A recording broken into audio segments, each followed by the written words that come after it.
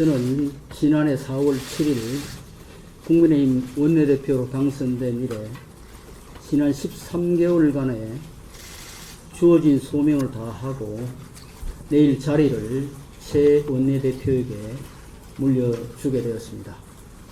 그동안 성원해 주신 국민 여러분, 당원 동지 여러분, 동료 의원 여러분, 당직자 여러분, 그리고 이 자리에 참석해 주신 언론인 여러분께 깊은 감사의 말씀을 드립니다.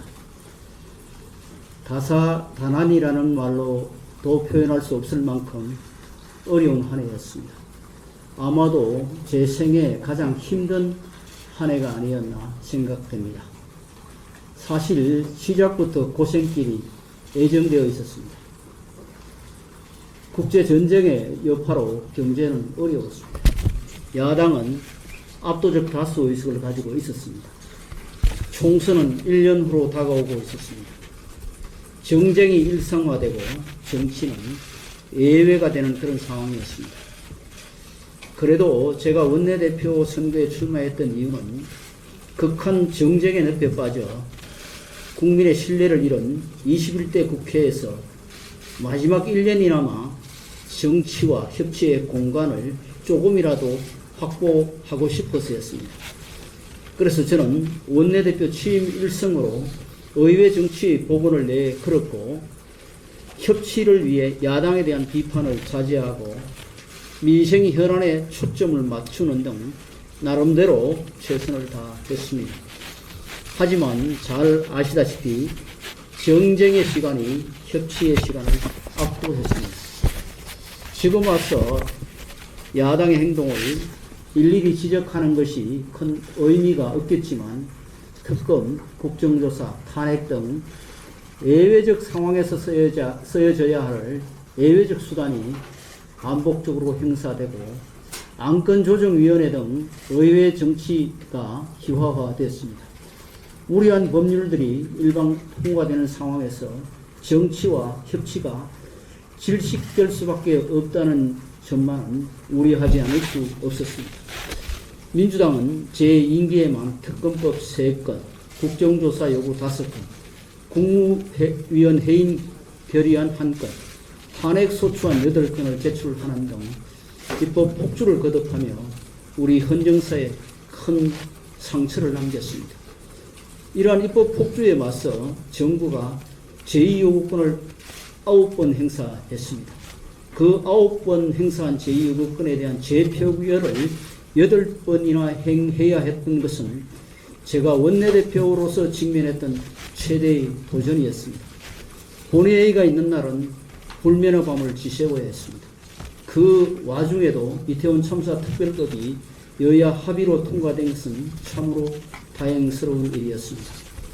제 임기 때 발의된 주요 법안은 국정과제 법안 113건과 기타 주력 법안 58건을 합쳐 총 171건이었고 통과된 주요 법안은 국정과제 법안 158건과 기타 주력 법안 20건을 합쳐 총 178건입니다. 통과된 모든 법안이 국민 생활에 큰 영향을 미치는 중요한 법안이지만 특히 대표적인 킬러 규제 법안으로 꼽혀온 산업집적법, 화평법, 화관법, 환경영향평가법 등의 개정안이 야당 시민사회의 일각의 심각한 반대를 뚫고 통과된 것과 본격적인 우주개발 시대를 연 우주항공청법이 통과된 것은 그 의의가 크다고 생각을 합니다. 예산안을 둘러싸고도 극한 정쟁이 벌어졌습니다. 초유의 야당 단독 처리 혹은 준예산까지 언급이 되었습니다.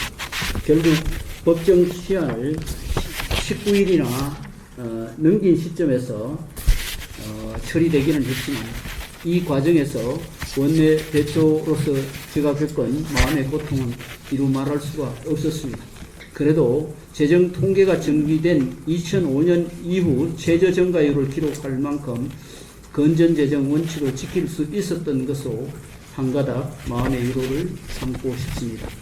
하지만 국정과제 156건과 기타 주력법안 102건을 합쳐 258건은 5월 8일 현재 아직 계류 중으로 임기 만료 폐기를 앞두고 있습니다.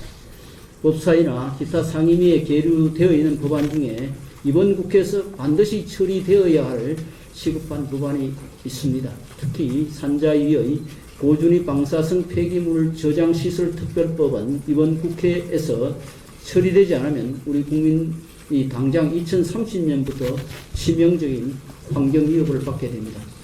이 법안은 여야 원내대표들 사이에 합의가 이루어졌는데도 야당 일부의 반대로 지난 5월 2일 본회의에 올라오지 못했습니다.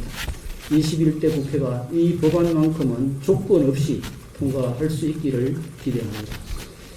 제 임기 막바지에 열린 22대 총선에서 우리 국민의힘이 큰 패배를 당한 것은 저에게 충격과 실망을 안겨주었고 당 지도부의 한 사람으로서 당원과 지지자들에게 송구하기 거지없습니다. 이제 우리 국민의힘은 국민만 바라보면서 다시 시작해야 합니다. 이번 총선이 향후 우리 정치에서 여러 가지 교훈을 주고 있지만 승자에게나 패자에게나 공통되는 한 가지 중요한 교훈이라면 민생을 위한 협치일 것입니다. 총선 후 윤석열 대통령과 이재명 민주당 대표의 첫 번째 여야 영수회담이 열려 협치의 중요한 계기를 마련했습니다. 하지만 여야 영수회담이 주기적으로 개최되고 협치가 제도화되기까지 많은 난관이 아직 기다리고 있습니다. 우리는 이 난관을 반드시 넘어가야 합니다. 여야가 당장의 정치적 이익을 위해 또다시 극한 정쟁의 늪에 빠진다면 우리 국민을 기다리고 있는 것은 민생 파탄, 민주주의 파괴, 국가 발전의 지체밖에 없다는 것을 다 같이 깨달아야 합니다.